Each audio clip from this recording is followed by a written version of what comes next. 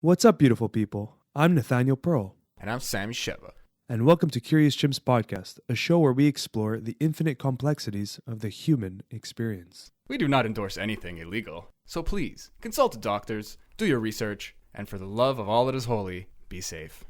All right, let's talk about drugs. Curious Chimps.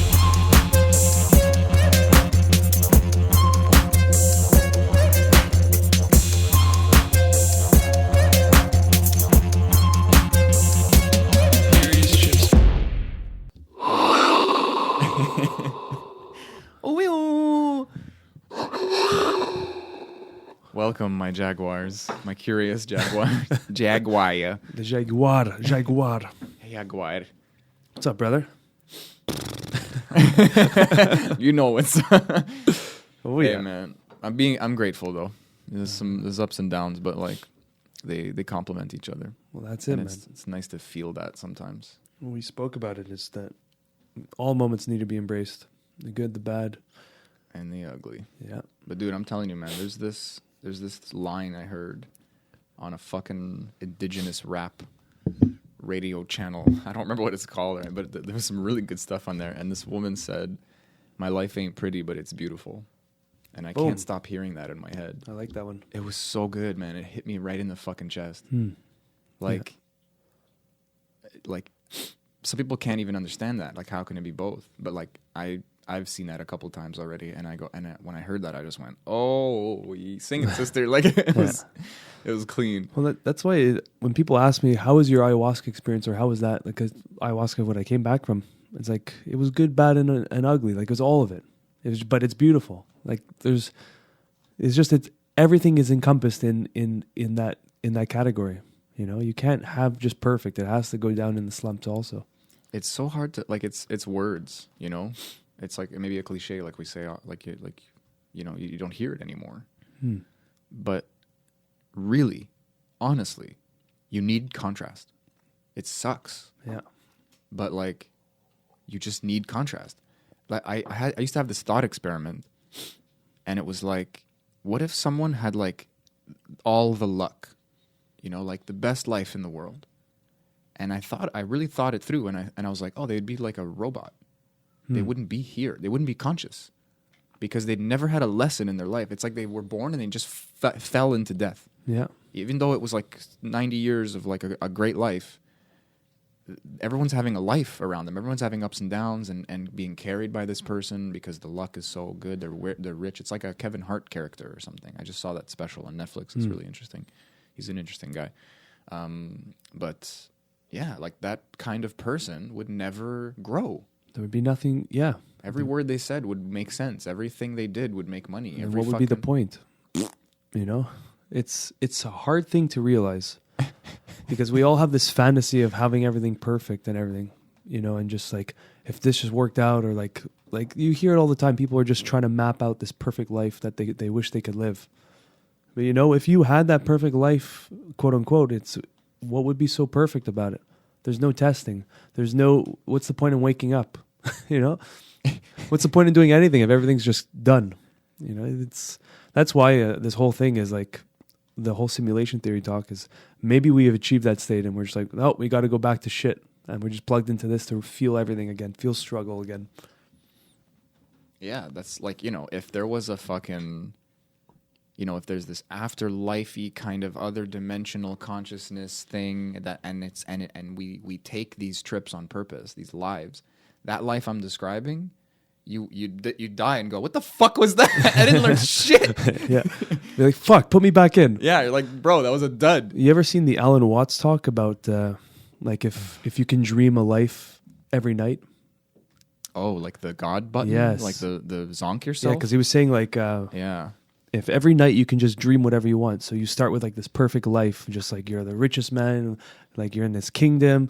And then, so every night you're having this dream and you can extend it to 70 years in your dream world, but it's like 8 hours in real life. Yeah. So then eventually you're just going to get fucking bored doing that every day, every night for months. And then you're going to be like, you know what? Let's go on an adventure. Let's save the princess from the dragon. And then it starts getting riskier and riskier. And then once that gets boring, you upping the ante, you know? And then eventually it's just like, fuck, okay, everything I've done is getting boring. And that's probably like 2 years of dreaming. So then you're like, let's dream about not knowing if I'm in a dream. And then they're just extending that line till you completely don't know at all. Yeah. You know, and then you just Fuck. like say, you know what, I'll do a lottery time. So I don't even know how long I'm gonna feel this dream is gonna be. You know? Oh, it gives me like a panic. It's really like a drug trip. But, yes. But it's the way he describes it is so amazing because He's it's incredible. like eventually you'd be you. You know, like just that way he has of eventually you'd be you. You know, like the way he has that way of talking. Wouldn't it? You know, like with the little chuckle, you know? Yeah, he has this like he's the cat in the hat, man. He's got a fun way of fucking being. But that talk, I heard that back in like 2011, and I remember my mind was exploding. I'm like, holy fuck. I had thought of something similar already, but so it didn't explode my mind. But like it did the first time. I was like, oh, you know, like if you have the God machine, eventually you press the question mark button. Yes. Like I don't know what's gonna happen, but I'm just so safe. I'm so immortal, indestructible, whatever the word is. You're just like, let's fucking like the way I would say it is like God would brain himself eventually, and that's us. Yeah, it's just true. Go. Let's see what happens if I don't know what's going on. Well, it's such a human. Maybe it's all, but it's like such a natural thing that we'd want to do. We want to just fucking fuck everything up and just restart. Like anytime anyone does good in something, there's that little like moment where you want to just like the whole thing to crash and rebuild. You know, like it could be like a voice in the background that we were talking about with Audrey. You know, it's like we want chaos. Humans don't thrive in like this perfect setting. We thrive with the balance of chaos as well. Yeah, that's kind of scary to know that's inside you. It's You're fucked. Like, I can't get too bored, or else I will unconsciously seek that chaos. I'll start fucking my life up. Whether it's like just abusing something or just taking more risks, you know, you can't have it too good. It's so I don't think we were designed to have it too good. Maybe that's the root of self-sabotage. You know, just like a little bit of weed every day, a little bit of something you think it's simple, but it's that you're just mixing in a little chaos into your coffee every morning. Fuck, man. That's a really good way of putting it. I'm just because more and more I think about it, I'm like, why are we craving this self-sabotaging moments in our life? Like, what's the purpose behind it? I think it's just part of our fucking growth. We know it gives us something. Yes. Me and you talk about it a lot in terms of environment and like changing your environment, but like that is the root of that. It's a little more detailed. It's like we actually need to feel lost so that our brains get activated. Yes. And then we start learning shit, and then we start being more useful or being more able, or maybe even just being kinder because we understand everybody else is going through a piece of that cycle. And then we feel a little comfortable and the ego comes back because we're accomplished, and then we go through it all over again. And it's the same thing that society's going through, like with the yugas, like we talked about. That's what I'm thinking. The yuga is like micro level. It works for you as well as it works for the collective. You know, and truth is always fractal. It's annoying. That's the fucking crazy thing. It has to be fractal. You know, that's the only way it can be true. And that's why there's like old texts that there's like a fucking little metaphor or story, and sometimes it gets cliched up now, but these sayings, these little tidbit words, like I don't know off the top of my head any of them, but they apply to all ages and all timelines. It's always true. And that's why I love to align with little quotes that are maybe 3 or 4 words, and you're just like, fuck yeah, that works in every situation. It's always truth. It's literally math. It's like a 1 + 1 = 2, and it's always going to be that. Yeah, and you take it for granted because it's like, well, it's just always in front of you. Of course, there are 2 phones here. Of course, there are 2 lamps here. Of course, there's there's one glass. There's 2 glasses. Like, it's so evident. Yes. And you just pick up the glass. You don't think I'm subtracting or so, like it doesn't matter in day-to-day life. But it's like when you hear "this too shall pass," it's That's like one of them. the cleanest, best fucking truth. It's not a truism, you know. It's not. I mean, it is a cliche. It does slip right through. It goes in one ear and out the other. It's word math, though. It really is. It's like it is fucking truth, and it transcends through all the times in human history that will always apply. Yeah, it's crazy. It's just if you're willing to accept or ignore it, but it is what it is. That's where the acceptance or avoidance, that's up to you. But the truth is the truth. You know, you can decide what you do with that, but you can't manipulate it. You can't change it. It is what it is on its own. That's true. But does your acceptance always have to pass also? Like, is that cycle just normal? You know, are we just going to get lost again? Yeah. Do we get less lost because we admit we're going to get lost? Well, we attain wisdom, and then the wisdom is like a cheat sheet for the future tests. Dude, that wisdom. You just, yeah. That's what it is. I was watching, I love Star Trek, okay? And I was resistant. There's this new show out called Star Trek Picard. And like all the old actors are like coming out of the fucking woodwork, and it's like a really cool show, and it's like it's pretty well done. I actually like, I hate that I love it. But anyway, this character, like this was like some crazy action, like, you know, they were like space traveling, like starship military people doing crazy shit back in the day, you know? And then this guy goes to see his old friend because he's like, you know, he needs to fucking hide kind of thing. And she has a family now. And this guy's coming and bringing a lot of danger with him. And she already lost one son. And she's like, look, you know, you can stay here if you need our help, but like, also please don't stay here. You know? And he's like, I'm so sorry. I didn't think of it that way. Like, I understand. I'm not gonna mix you guys up into this. And then she says, I'm not as brave as I used to be. And then he goes, that means you're wise. And I was like, oh, Picard. Yes, yeah. That was just wise to say. You know, that's so poetic and so true. And it's like the bravery was a stupidity a little bit, you know, or just not a stupidity, but like you had the freedom to be like, this is my life, you know. And she has a daughter now, and she already lost a son, and like she needs to. This is not about her anymore. Yeah. And she's been calloused. You know, she has all these references and it's not a bad thing. Yeah, no, the bravery it's a humility led to thing. the wisdom. She just got lucky. She didn't die along the way. It's a humility thing. Yeah, it's part of the cycle. That's where that cocky, you hear it all the time, and I was that, and you were probably that, and probably 90% of our listeners were that cocky teenager, felt invincible, doing crazy things, and then now you have these points to look back and be like, wow, I was so crazy, the risks I took, the stupidities I've done. Yeah. But that was necessary. All those were necessary for you to attain the wisdom that you have today. We got the scars, right? Yeah, and then in 20 years' time from now, we're going to be like, wow, in our 30s, it was like, what the fuck was that? I was so risky. And then there's just the wisdom carries on. And then when you're 70, I'm sure you're going to have all these revelations from when you were in your 50s and 40s. I guess, yeah, there's some wheel that keeps turning. And then in retrospect, you're like, I wasn't risky enough. Yeah. You know, I wasted this time. A lot of older people are like, these are the best years of your life. But that's wisdom. Like, fuck you. That's wisdom as well. Because that quote that we've been fucking freaking on since the Mark podcast about youth is wasted on the youthful, like that is such a powerful quote. And it doesn't necessarily come from a positive realization, you know, but it's still wisdom nonetheless. Yeah. So wisdom doesn't have a label. Wisdom is wisdom, you know. Your regrets and everything that you wish you have done versus all the things you've done and you were happy about, that encompasses wisdom, and that is wisdom. You know, and they're all lessons, and that's, I guess, the ancestral part of when you become a parent, a grandparent. That's the kind of wisdom you're going to pass to your children and grandchildren. Is like, oh, my girlfriend actually told me something really beautiful, and she told me her father once. She was like, I don't know if she'll be mad that I'm sharing the story, but whatever. It will resonate. She was in school and she wasn't sure what she wanted to do. She was like going down this path of psychology and everything, but she wasn't feeling fulfilled. And then she was going through anxiety and stress about that because it was like this pressures from everything around her, but she didn't feel it. We've all been there. I've been there. You've been there. And I think she just cracked. And then her dad said, let's go for a walk. So they went for like a walk around the park. And I might butcher the story, whatever. Sorry, Leah. But but then he asked her, he's like, is this what you want to do? Is this really what you want to do? And then she said like, no. And then he's like, so then do what you want to do. Like, there's nothing worse than doing something in the rest of your life that you never really wanted to do. And like, that is fucking wisdom. You know, that is pure wisdom transferred from a parent to a child. And that's the kind of learning we need.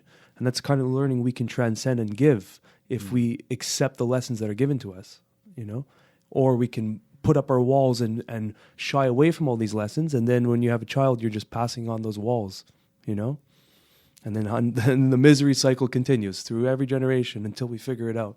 And they kind of look the same, you know, a parent is trying to instill their beliefs onto you.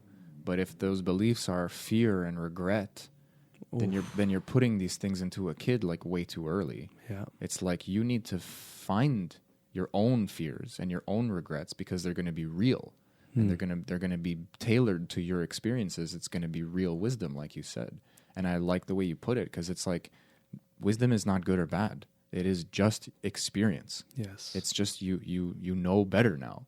whether you and like we talked about with Neil, like sometimes when it goes good, you don't even learn much. There's nothing to learn. Yeah, you just go, okay, I guess I'm doing things right. Like Yeah. maybe you need to self-reflect a little more. But when you get bopped in the face, you're forced to think.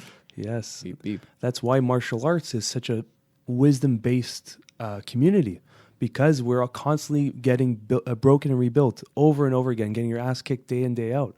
Mm-hmm. And even when you're the top dog of the gym, you can have a bad day and then some other fucking guy just kicks your ass and then you're just shut down again. And if you choose to accept the wisdom, you continue on. But if you resist, you can't last in that gym. So it's why you see it all the time, these parallels between like the martial art world and then like the meditative, accepting world of understanding the bigger picture. It's like the philosophy and the art coincide beautifully together, you know? And I don't know if it's like attracting a kind of person or creates a kind of person, or maybe it's both.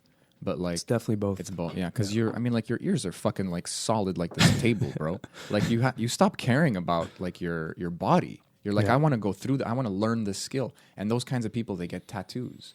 You know, like when I think about getting a tattoo, I love tattoos. I love the idea of tattoos. They're beautiful. I even kind of have like mental tattoos. I have like things I put on my body, Nice. like in my your mind, mind, sort yeah. of to remember certain things, but no one else can see them. Because I think as soon as I get something, I'm an up and down kind of human. I always have been, like just unsure, you know, unwilling to commit or something like that, usually. And, oh, Lily's so cute. She's just resting there. Sorry. Sorry, guys, you don't get to see her, but she's my dog is our third guest today. I'll take a picture or something. But I just feel like I would get something on my body, and then like a few days later, I'd be like, why did I do that?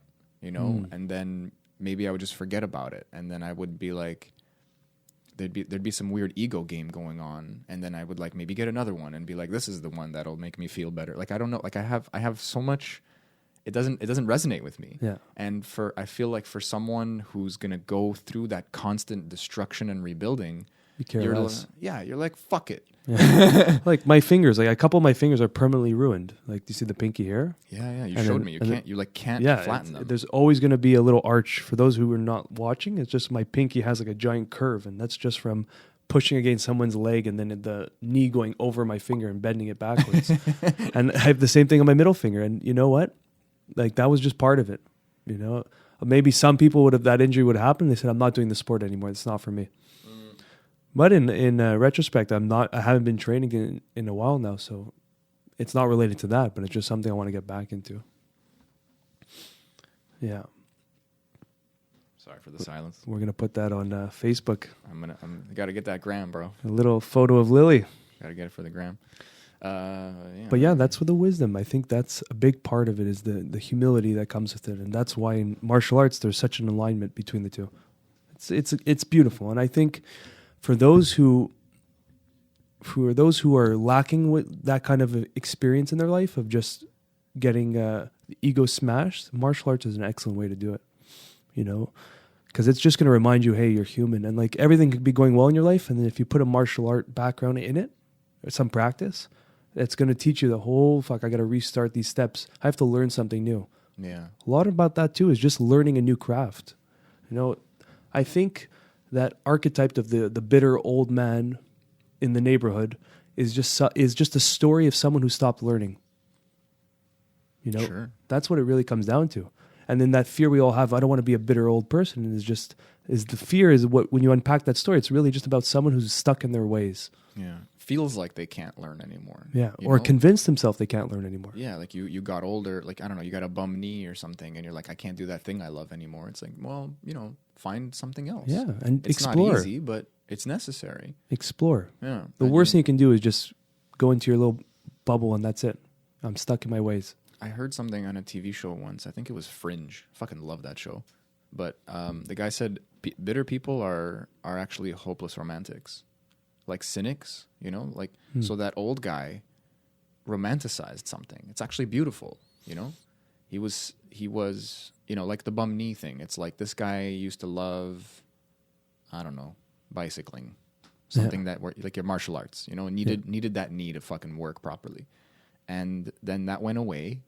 And now he's literally bitter. He's like, fucking life has chewed me up and spit me back out, and it's not fair, and blah, blah, blah. And it's like, okay, man, maybe that's true, but like, so what?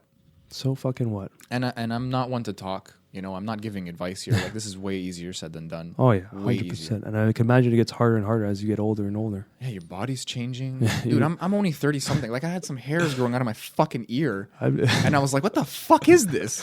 I have like whiskers. Like, I just pulled them out. I was like, oh, that's not happening. It was so strange. And imagine as you get older and like your muscles change and your mind changes and your eyes. Things start slowing down.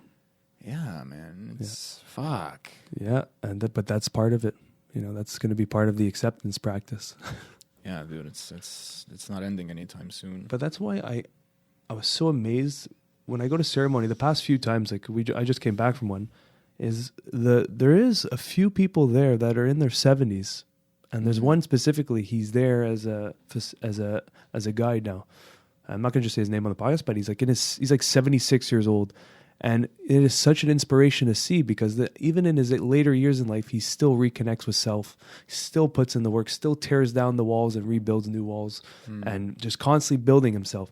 In his late years, man, it was such an inspiration to see, you know? And it's like never not necessary. He's deep in like a meditation stance, the whole ceremony, just sitting, legs crossed, postured up. Nice. I'm like, fuck yeah, man. You know, like that's where I want to head. This is incredible to see. To steal your phrase, high chi, bro. High chi, man. Wow, it's the first time we use that on the podcast. No, that can't be true. Yeah. For sure you've said it. High chi? Wow. Maybe. I don't think so, though. Let us know, guys. Well, have you ever heard him say that? Because he fucking says that shit all the time. And I love it. But like, I don't believe you haven't said that. That's crazy. Do you know the story of High Chi? You told me once. Oh, May as well break it up. Like, okay, so you keep bringing it up kind of like by accident, but like you recently had an ayahuasca ceremony and yes, like, we want to get into it. But like, please tell me the High Chi story and then we'll get into it. Well, honestly, this whole conversation, I guess this is just the intro in the middle of the podcast, but this whole conversation is my realizations already about wisdom and everything. So we can organize it a little bit more as we go on from the High Chi story, but it's pretty much everything we're talking about right now is revelations that I've grasped from that weekend. I'm glad. Yeah. We just got into it. Exactly. So, but the High Chi story is kind of beautiful. It was 2010. I'm going to mess this Rubik's Cube up while you talk. 2009, I believe. I was just starting to get into the studying what consciousness is and spirituality and martial arts. I was never really into it before 2009. So me and my buddy Simon, we've had this book called The Shaolin Workout. Okay. And it was like, this guy from New York, like a monk, he came to New York and started teaching the Shaolin ways to like all these celebrities and just like anyone who wanted to learn, he would teach you the stretching techniques and this movement techniques and meditation. So he had this whole course. Every day you do one exercise and then you keep adding it on for the whole month. And then apparently by the end of that month, you'll be able to be like holding your cell phone with your foot next to your ear, like something like that. And that was like a direct quote from the book. After a month, is it all you do for the month? It actually gets very intense though, because as you're building it up, it's like you're adding that. So you do exercise 1, day 1, exercise 2, you do exercise 1 and 2. Yeah. And then by day 30, you're doing like an insane amount of, it's like an hour-long routine, but it's like very... Oh, it's still really manageable. Yeah. An hour. No, it's nothing crazy. It's really beautiful because it's like stretching plus he does a lot of pulsing. And I know there's mixed ideas of that when you're in like a stretch and you kind of bounce in it. Oh, I get, yeah. Yeah, so there are mixed ideas about that. Yeah, so there's definitely mixed reviews on if that's good for you or not. But I don't know. My 2 cents is feel your body. Yeah. Like just the yoga mentality of exactly. like sometimes the hamstrings need a little bounce. Yeah, you just got to go with the feeling. Exactly what you said. Yeah. If you feel like it's sharp, okay, you're obviously going too far. Yeah, once you're in a deep stretch, like when you're warming it up, a bounce feels good for me personally. But honestly, I've never even got into like a deeper flexibility, so I don't even want to talk. But anyway, so this fucking crazy book about a... Yeah, so, but it was incredible. Some of the techniques were just like, turn your head as fast as you can and focus on one point specifically without hesitation. And then, so you go left and then right, left and then right, and you keep registering what you looked at and you go to the next one. So your mind-body connection, eye coordination, it was really a deep book. Yeah, that's intense. If anyone wants to find this book, The Shaolin Workout, it's by Sifu something. It was just a really, really good book. And there was always like little paragraphs at the end of each day. And he was like a Goenka, kind of slipping in these mindfulness practices as well as the stretching. He's like, go in the mirror, look at yourself. There's chi flowing through you. Hai chi, be hai chi. You are a beautiful human being. You are so beautiful. You are hai chi. And he kept saying that every page was like, oh, you're so hai chi. You're such hai chi. Keep saying to yourself, I'm hai chi. And then from that, now it's stuck. And I say hai chi for almost everything. And all my friends say hai chi. I had no idea. And that's where it came from. Oh, that's so funny. Literally, the hai chi, it's so ingrained in my philosophy now. It's just like, I see something in my mind. I'm like, oh, that's hai chi. That is high chi. The chi is high there. Yeah, just be hai chi. Don't I'm be not low even chi. sure what chi is. You know, like there's prana and chi and all these ideas of, I don't know. I'm trying to think of the third one. The way I call chi is just energy. Be high energy or be low energy. You know, and that's a nice twist because you're not saying positive energy or negative. You're just saying that it's a higher energy and the other one's a lower energy. In a scientific way, it's like a measurable potential or something. I'm sure I'm butchering it, but like it's we kind of co-opted a word that actually means something. But it's like when you say like he has a lot of energy, you know, like there's a metaphysical thing, a kind of philosophical thing that is very real, and we talked about it as well with Audrey. Like there's a melting of thought and matter, you know, and it means a lot to be engaged with, like, how is my energy flowing? Yeah. You know, am I stuck somewhere? That's why the chakras have been so enlightening for me. And it's the same thing. There's a flow. It's not something coming from or to, it's going through. It's like I am a channel. I'm a thing that carries things. Yeah. And that expression can be blocked, can be distorted, can be really liberated, really opened up, and whatever's going through it, you know, what do you call that? Like energy. It's a good thing you said blocked because it reminds me of that thing I told you about a while ago where it was after a DMT trip where I realized that fear and sadness is suppressed joy. Remember I told you that? Yeah. It's like there's joy within us all. Like the baby is already smiling and laughing and whatever. But it's just suppression of the joy, blockages that are creating the sadness and misery. But we are joy, you know? Yeah. It's a nice way to put it because then you can realize that you don't need to attain joy. You just need to remove what's blocking it. That's my big takeaway is like when you just putting those words in the same sentence, my brain goes like, I'm happy when I think I'm sad. Like, what? You know, like, yeah. I don't understand. Like, it kind of clicks something, but at the same time, I mean, you experienced it and you tried to put it in the words for me. Oh, Jesus, excuse me. Well, yeah, because I tried, I'm just saying, like, I tried to explain it to somebody else because something clicked when you said it, but like, this person was like a yoga teacher helping people through trauma, like having specific types of yoga classes. And she's like, no. Well, think about it. The trauma is added onto what you already are. Okay, so you were in a state, trauma hit, now you're in this misery state. When you work through that trauma, the joy is coming back. It's flourishing and it's a light that shines again. You know? Yeah. It's a tough one because then you can get down these crazy spirals where you can throw in huge traumas and be like, what about this? What about this? You know? At the end of the day, we all want to be happy. We all have happiness inside. It just can be blocked up by misery, by all sorts of events in your life that are holding that joy into some small little box in the body. But that box is always going to be there. Yeah. You know, it can get covered up deeply. And then you can get twisted in the illusion that it was never there. I guess it's like true, but maybe feels like you're skipping steps for a lot of people because uncovering it takes like a practice. It takes time. It takes permission. It takes like a lot of love, a lot of self-love. If you don't have that, then you kind of need somebody to kind of give you that love temporarily so that you can remember what it feels like. Like there's so much. Maybe it's unreal in some way and self-imposed in some way, but like, does that really change the fact that you have to work through it? You know, no. And a lot of it could just be like, a lot of it is a memory inside the body that becomes conscious. You know, it's not a direct like, oh, I lost my job, my girlfriend broke up with me, I broke my leg. You know, like sometimes it's direct and you have a reason to feel intense pain. And other times it's like, I've just felt intense pain I felt like a dull pain for the last 5 years, and I don't even know why anymore. And I just need like some pills and a person to speak to get me out of this funk, you know? Yeah. Like, I don't know. But what does it matter how long it takes? It's always worth it. Sure. It doesn't matter. It's like the fight, man. It's the fight. Yes. And it can be fun. Like, what's that guy? Who's Sisyphus? That fucking asshole pushing the rock up the hill for the rest Confucius? of eternity? No. This is like a mythological. Oh, it's a story. Okay. Yeah. But the idea is that this guy was condemned to push like a boulder up a hill for eternity.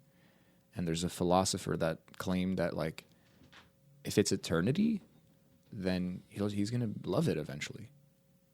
I don't know if that's his exact argument. Maybe maybe it's a choice and you could just be miserable for all eternity, but like, it's eternity. You're going to do both over and over. Yeah, maybe. it's going to be a balance in the long perspective. Yeah, maybe you're right. It's going to be 50-50. It's a coin spinning through the air forever. Whoa. It is because it never ends. Yeah, it's really fucked up. Holy shit. But I guess tying into ceremony, the one I went to, there's not many words I can use anymore, and I'm slowly stopping explaining what I go through in these ceremonies, because it's really personal, but it's also the deep revelations are just there's no words for them. So it's almost like I'm doing it a disservice. And I've said this before, but I really start feeling like the more I experience these moments in the ceremony, it's really a disservice to explain what it was. I guess I can respect that. I've seen it in myself firsthand. And there's a let's say a benefit sometimes, and an enjoyment, and a need even to come back with something that you can give to someone else, almost to spare them the suffering, you know. But then like everything we talked about with wisdom, you know, like you're not giving them anything real, and you're actually kind of damaging what you've experienced by trying to fit it into language. That's it. When the truth is, like, you have undone some trauma. Yes. You have healed yourself, and you can't explain how the heal happened. It's just time, or a ceremony, or a plant medicine. All of the above. Or definitely all of the above helps. Yeah. I can't wait to go back, man. Those people are fucking gods. Yeah. They're fucking angels. And it was really interesting because this ceremony was all men. Really? Yeah, just by chance. That's intense. So there was the 2 female facilitators, but the rest were men. And this was different for me because I've been working with ayahuasca. I've been reconnecting with the feminine energy, and I've been loving that energy and manifesting it in my life. And it made me a more well-rounded person, because now I have the 2 sides are really manifested and harvested and cultivated. Whereas before I came from more of like a masculine energy, which is not a bad thing, but it was missing half the story. They both can be intense. Yes. They both have extremes and unbalances. You got to find the perfect way to mesh them together. Yeah. So this was the first ceremony where I had all men, and it was this warrior brotherhood spirit that I really deeply connected with. And it was like the first night we do 2 ceremonies. The first night you can feel the walls that we all have. And it was just like we were supporting each other, but we were still in our grounded face, and like, yeah, we got this. I'm a man. Yeah. In simple terms, yeah. You know, but then the breath work, we started opening up. Then day 2 ceremony, we really cracked open, especially when I shared my song. Like, I think, so that was another thing. This is where we spoke about in an Audrey podcast, so they've already heard it, but where I came to the realization, this is one thing I can bring back from ceremonies, that I heard it in the Rogan podcast about ideas actually being conscious, but I actually experienced it over that weekend, seeing that ideas come from a realm of their own consciousness, and they choose a host, or you choose them, or there's this relationship where you both chose each other.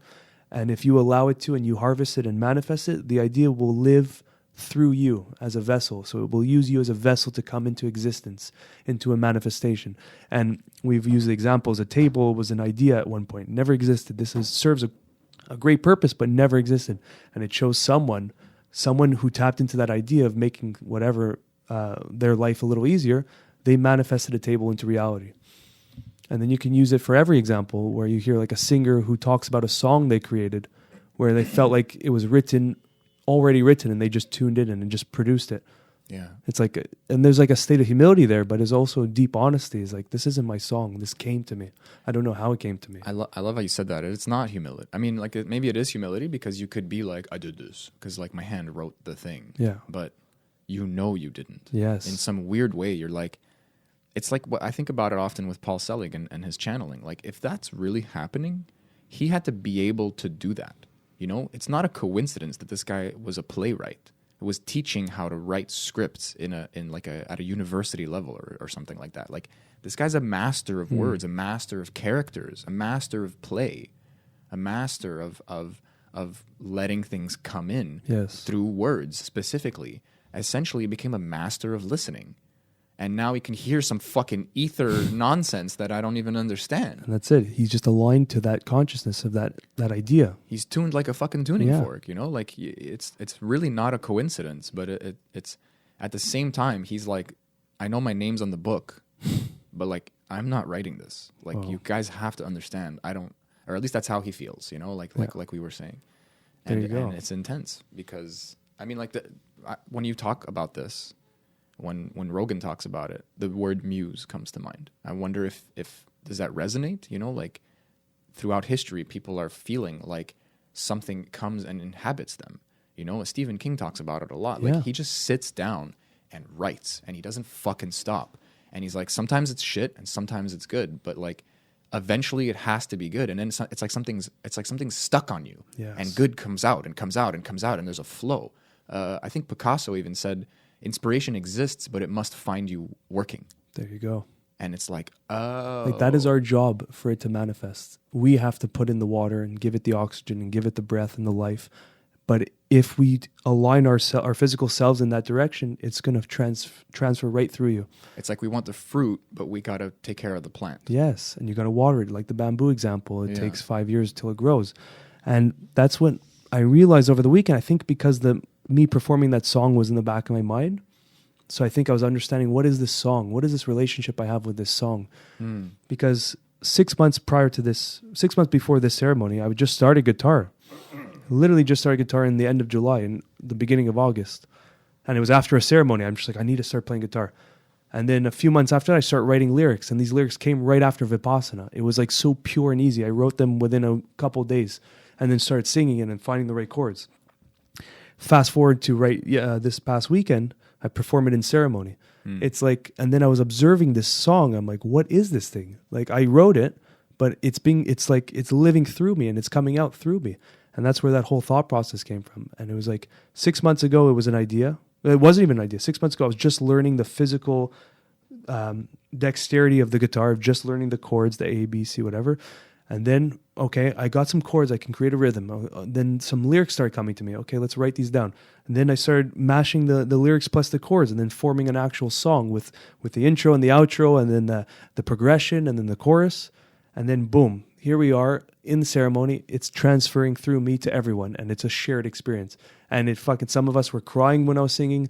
Allison was crying. There was another guy, he was first experience ever. He started bawling. You know, and I was about to cry while I was singing. I was just like in this state of trance, and it had nothing to do with me. It was the song did its own thing, you know, and it came out and expressed for all of us. It was necessary for all of us in that moment, you know, and it was a mind fuck, and it only happened because I allowed it to, you know, I put my ear to that membrane and let it come in and come out. And I'm not saying it's a great song or whatever it is. It has nothing to do with it. It's pretty powerful though. But that's it. It's because it's just true emotion, you know. And after I performed the song, I went through, like, it was just so vulnerable, so open. And I was like, when I gave the guitar back, I just started like this voice that, like Audrey was talking about, the Francine came in and said, "Oh, you fucked up this note, you fucked up that note. You should have." And I went into this insane, Sami. Boy. I opened a can of worms I didn't even know I had, and it was just me smashing myself down so hard.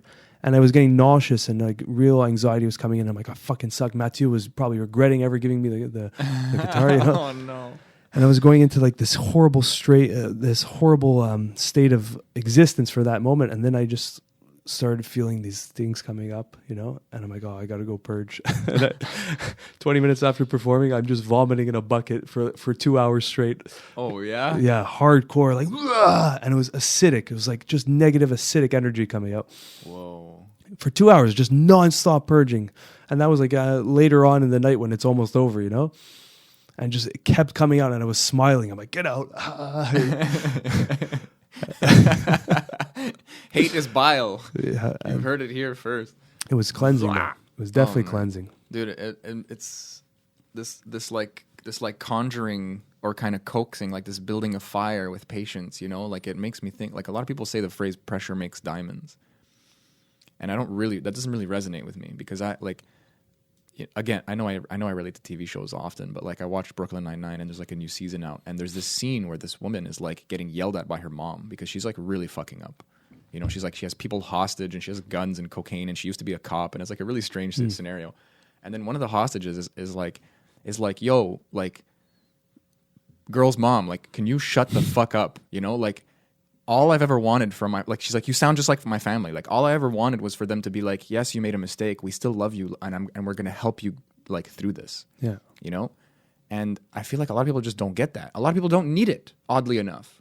You know? So I'm not going to blame my parents. Like, my brother never needed that. He needed to be pushed. He needed to be like, fuck you a little bit. And then he's like, oh, fuck you? Like, fuck me? Fuck you. Yeah. That's his character. So then they had him first. Then they had me. And I'm fucking like, you know, hold my hand kind of human being. Show me I can do it. And then I'll feel like I can do it. So again, you know, I try to have that mentality. But pressure makes diamonds. But a lot, like millions of years also. You know, like Yeah. it's like there's this inspiration and there's this capacity, but you put in reps. You put in like you that's the credit.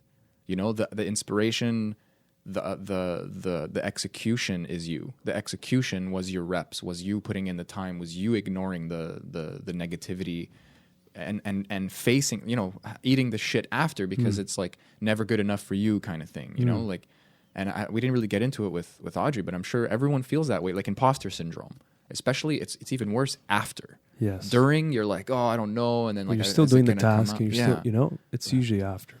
Yeah, for sure. Like it's done. You're looking at what's done, and you're like I'm a bit of a perfectionist, and it's stopped me from doing so much. You know, a perfectionist sounds like someone who's like anal retentive and just making everything better. Isn't it funny but being though? annoying? Yeah, but in the end, you're just frozen with like guilt, and you haven't even started yet because you're like, it's gonna suck. That's the funniest thing is that we all, I think so many of us are perfectionists in that sense, but if you think about it, it's like, oh, I need to master this craft before I can admit it and transcend it and manifest it. Yeah. But in doing so, you're actually never actually doing it. It's just, it's fine tuning, but never taking that leap. I remember when I was doing the yoga teacher training, I never learned so much. It didn't culminate as well as when I was actually teaching. And they did it during the course. Obviously, they gave us like these kind of test runs. And I learned so much in those moments. That's where you're going to learn everything. Yeah, really. Like it all snaps together, and I realize what I'm missing and what I'm naturally good at. And but also, and this was huge. The teacher walked up to me and went like, "Are you going to teach after this?" You know, because some people are just there to enhance their practice or something. You know, and I'm like, I kind of plan to. And she goes, "You really should. Wow, you really have like a compassion. You know, like you should do this." And I was like, "Holy shit!" Like I just nice. Like I don't know, like in the moment I was just like, it was like an ego boost and I was like, thanks, like she's fucking lying. Like, I don't know, like whatever in my head. But now it makes me like swell. Like I almost feel like crying. It's like to be recognized is really powerful. But also to sink or swim is necessary. And there were times afterwards that I taught. And even though I wasn't any better or worse, so, you know, I still had a lot to learn, but I was still capable of teaching. There was a fear, and you just have to get over that. Yeah. That's another lesson. That's another just have to go through it moment. You can't learn that shit in a class. Yeah. Even if it's word for word, like, you will be afraid. It will be okay. That's it. Do it anyway. Like, nope. No. You still got to jump into the cold waters kind of thing. And that's one thing is when I sang my song, I'm like, in my mind, afterwards, I'm like, and I was telling everyone in the sharing circle the next day, I'm like, that song, I would do that daily, no problem, in my intimate setting alone after a rap bass session or just chilling with Lily, just playing the guitar and singing. And then in front of everyone, all of a sudden it was just this deeply emotional moment that was like completely normal in my own environment. But now that I'm under the pressure in front of the spotlight and everyone's watching, it's like this, it's its own thing. I would have never experienced that if had they not been there. It would have just been me alone in my space playing it again. Yeah. You know, and there's like a deep wisdom to that. And there's a level that you achieve and it progresses you by going into that uncomfortable state, being vulnerable for the world, quote unquote, to see. You know, I like how for the world to see, like it really isn't the world. Even this, you know, like a bunch of people are watching and we're grateful, but like it's not, you know, like I don't know, I could like fucking sneeze and hit my head and my pants fall down, or like it's not the end of the world. You know, it's not for the world to see. It's just your mind makes it this romantic, terrifying experience. There's a wisdom there that I did, like I learned that through guitar. Literally, I've told people a bunch of times. There's two skills. You're going to learn to play guitar, and then you're going to learn to play guitar in front of people. It is two skills, man. But that is a huge, like you just touched on it, and like it really is like a thing about who we are as humans, and how it's important to to feel validated through our performance because of so much practice that we've put in, and then whatever emotions ensue after that about letting go of that validation and continuing the practice, or letting it fuel the practice. It's a whole fucking web. I don't even want to get into it because I don't know. Yeah. But it's there. I mean, I remember there's that song that I learned on the guitar recently, and I had really practiced it a lot, and I was kind of nailing it from my perspective, and I'm hard on myself. And then I was like nervous, but I played it for Mark when I went to his place, like after the podcast. And I was fucking up by my standards. But then he's like, dude, that was so good. You know, he's like, dude, you're really clean. Nice. If we put you on a mic and we like did some fucking stuff, like that'd be professional. Like that would sound good. Like you have a good tone. And I'm like, you know what? My professional musician friend is telling me I'm doing well. You know what it is though? It's that vulnerability. That is what is attractive in a song, in a hit, in a performance, is the true vulnerability of the performer. It's fucking sexy, man. Yes. It definitely is. And I realized all those little mistakes I made, because when I played my song, the capo was off and it wasn't tightened. First of all, I didn't know where the fucking planet was. I was barely holding it together. And then they bring me the guitar and I'm just lying back and I just rise like a fucking zombie. I'm like, let's play. I know what to do here. And I just I sit with the guitar, I start playing. I'm like, oh shit, I need capos. There's capos a thing. So I'm like, I push the capo to the fifth and then I just start playing. I'm like, oh, this sounds weird. Oh, you got to tighten the capo. It was like I was in such autopilot. Yeah. You know, but like, where was I going with this planet? So all the failures and all those little moments where I missed the note or I stumbled and then I paused and I continued. That is what everyone loves. It wasn't the perfect clean track. It was like all those little kinks in the armor and the little mistakes and then the pickups. That's the whole story and that's the journey and that's what people fucking connect with, and it's so easy to forget that. Yeah, maybe some people, they don't connect, but they admire when someone pulls something off perfectly, but they don't see the imperfection that led to that performance, you know? And you don't, it's not a connection, it's an admiration. But those imperfections are only what you see.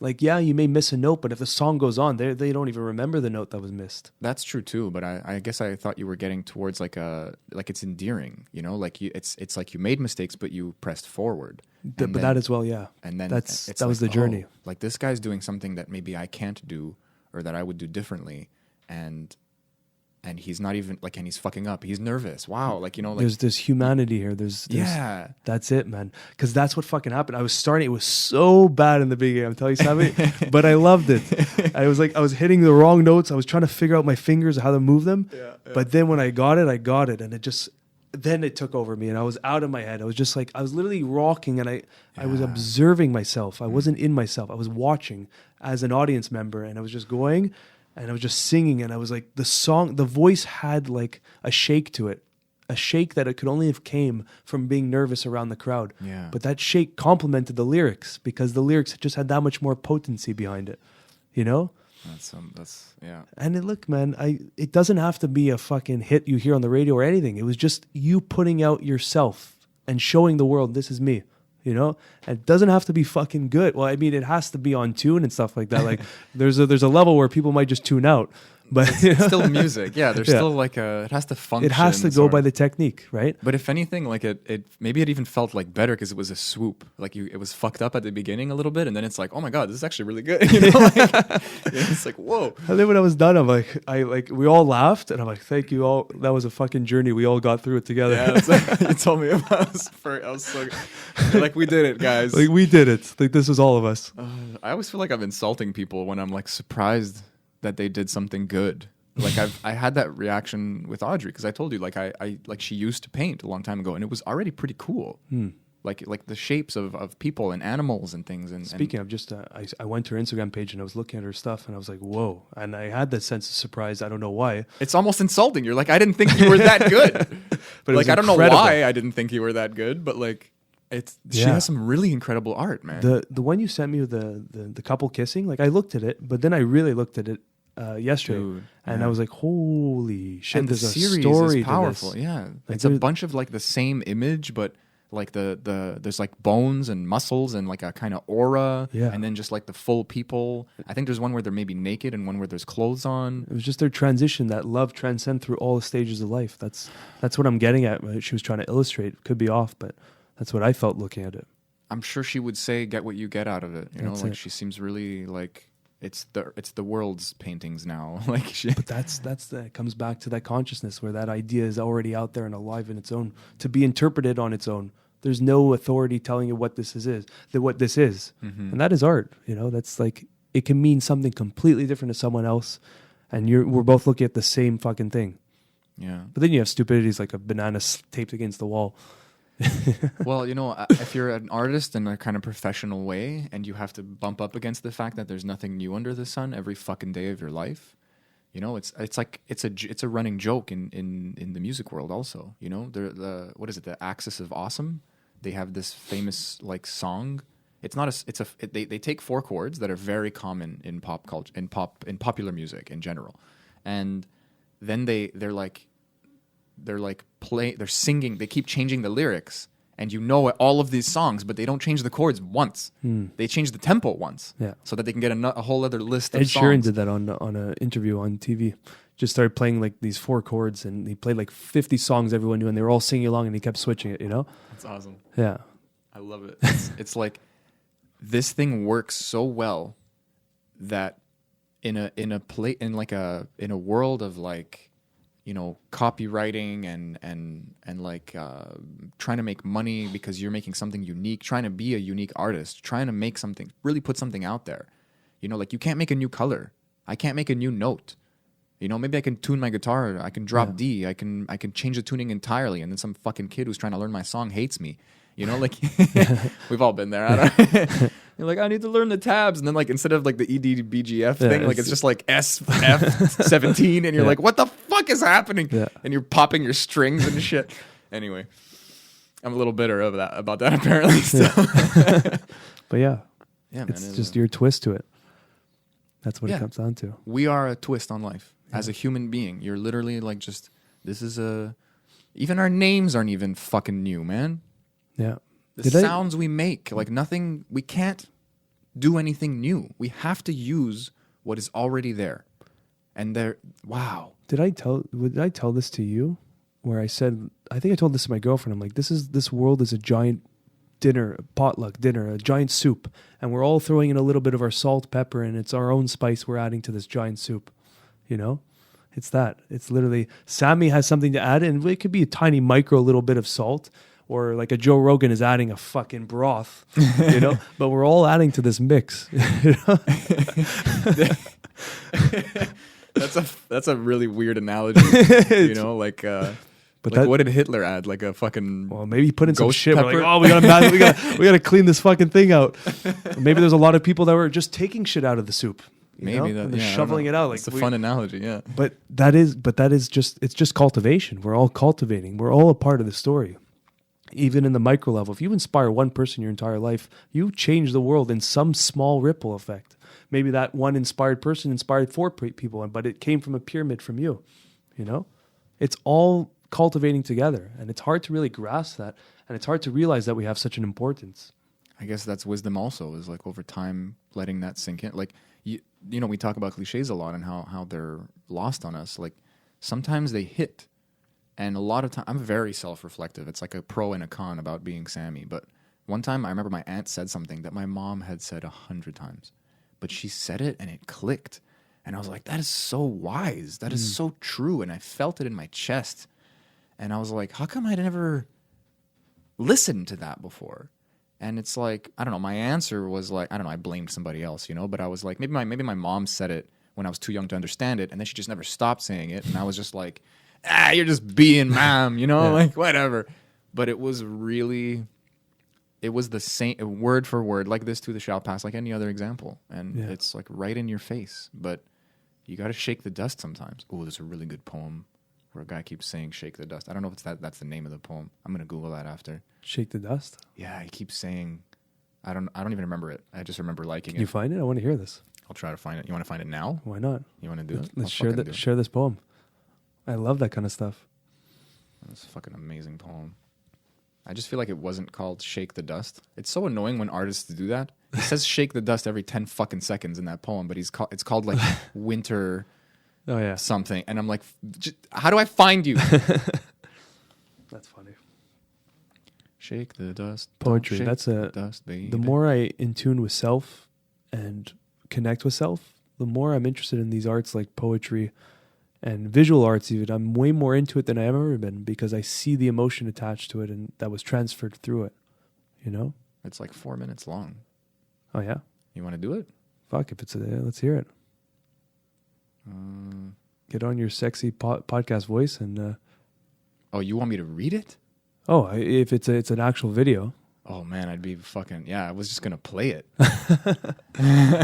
If it's 4 minutes, then we could put a link or something. I'd rather do. Yeah, I guess that's fair. I'm not gonna like force people to. That's true. Listen to it. Usually poetry is not that long. That's why. No, this is like a nice. What was it called? Yeah, microphone check. I'm gonna get his name. I want to check that out after.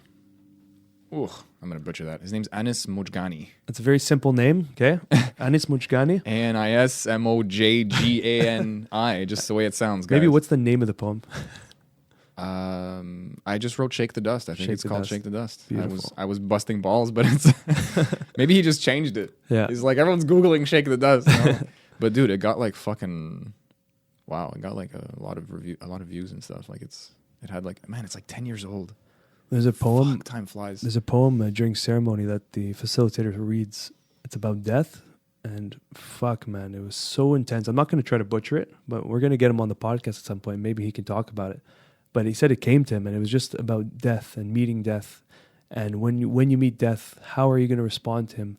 Are you going to be happy with the stories that the stories that you've done? Are you going to be sad that the illusions you fell for? And it was a really deep poem, man. And I always break into tears when I hear it because it just, you're already in a vulnerable state, but when you really see it, you're like, fuck, man, you know? It's hard, man. I think it's harder. It's always hard because it's a change. It's like the change. It's the loss. You know, it's literally death. Like we say the death of blah, the death of the moment, the death of the ego, the death of a relationship or the death of a path in your life. This is literally when you stop. I had a panic. This wasn't last ceremony, but it was a few ceremonies ago where I was like going through some of my shit and I'm like, okay, breathe. Okay, breathing is the one guide you can keep on. In all practices, you have your breath to resort to. And then I started panicking. I'm like, but what is death? We use breath as our guide through this whole existence. But now when death comes, you can't grab onto breath even anymore. And I just had this deep panic. I'm like, fuck, what's after that? It was just like this insane fear for that split second. I'm like, okay, we'll know when that time comes. I hate this fucking Jaguar. I gotta sand the bottom of it. Let us know, guys, if you can hear that. When we move the table, it just kind of goes like duk, duk, duk, duk, duk. If it's bugging you guys, like just give us some feedback. I'll put a thing under it. I had a similar experience because I like playing with like breath work and meditation and visualizations and things like that. And it's crazy because I had someone say something similar. Like I love finding something on my own, and then someone like who's like maybe an authority, like Sadhguru or something, and it says something similar, and I'm like, ooh, I was onto something. A little ego, you know, a little ego I get trip. that too. It's the best. It's really, you're like, oh, I did it. I'm smart, you know, Yeah. But I remember thinking like, I'm trying to breathe and just appreciate the breath, because I had that realization that I'm anchoring a lot to the breath, and there's going to be a moment when that's gone or going, and it's going to feel like a panic because I might be drowning or I'm just dying and my breath is leaving. Like, I don't know what it's going to feel like. Maybe that's not even going to be a factor, you know. Maybe a fucking bullet's going to whiz through my head and I'm not even going to know what happened. But it's just a fear. And when you're meditating, when you're sitting and trying to be calm, that's very loud. It's very bright. So you have to just address it. I'm realizing recently, like I talked to you yesterday, don't try to ignore that. You know, like sometimes we're suppressing in meditation. Instead of trying to face the things, you know. But anyway, that's a whole other conversation. But so I was breathing, and I realized, like, what if this is my last breath? That's a way to appreciate it. That's a way to get into that. And then I'm breathing in, and I'm going, this is my last breath. And I go, and I couldn't believe it. I'm like, okay, like, breathe out. It's your last breath out. And it took long to coax. And I'm like, I don't know, like, what if I feel like this is my first breath ever?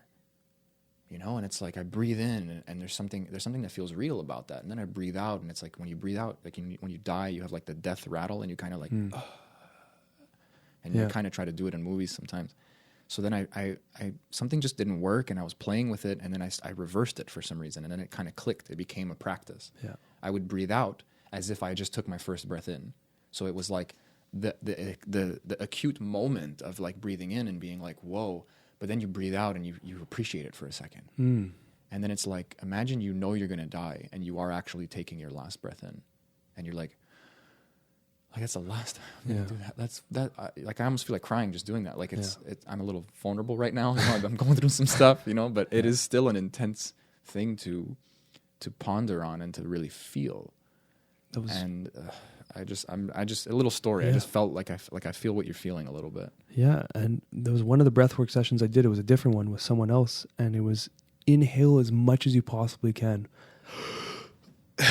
and then the exhale will just come naturally without effort. But it's like pulling all the fucking air you possibly can, expand everything, and then till you can't exhale, and then it's just gonna pop. Inhale, it's just gonna pop out the exhale. But even there, you can still pull in more. Yeah. So you're not actually, you're forcing the exhale. You got to keep going. And we did that for an hour. Yeah. I don't know. I feel like I'm going to have a heart attack. I don't want to hold it. It was a very interesting breathwork session. And I remember, like, you know, they talk about the cramps. Like, my whole body was like this. Yeah, no. That was weird when, like, you're at the end of the practice, sort of, and, like, your neck is tense. Yeah, and you're like, hands are curling in, sort of. It's very strange. Speaking of, we got to wrap this up, but I'm going to be doing the breathwork session. You're doing it? To teach it, yeah. I'm doing level 1 in end of May. End of May? End of May. How long is the... The first level 1 is 5 days. How the fuck do you get... Who has 5 days? My job permits it, man. Thank God. I got to get on that. I like my job right now. Damn it. Anyway. So it's going to be 5 days level 1, and then level 2 I think is in a month from then. I'm going to try to do level 2 too. I think it's a week. And then I'm going to start, I want to work on becoming a facilitator in breathwork because it's such a powerful medicine.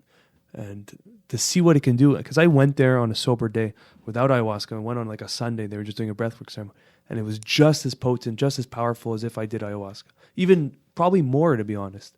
And even my girlfriend who's never experienced any of this, she had this deep, deep, intimate revelation for herself through breathwork. So it is a very powerful medicine. She went with you guys? Yeah. She went with you? That's fucking awesome. Yeah, and she had she didn't even expect what happened to her, which is always the case. But like I was so amazed because I thought maybe breathwork is as powerful because we do it in between ceremony.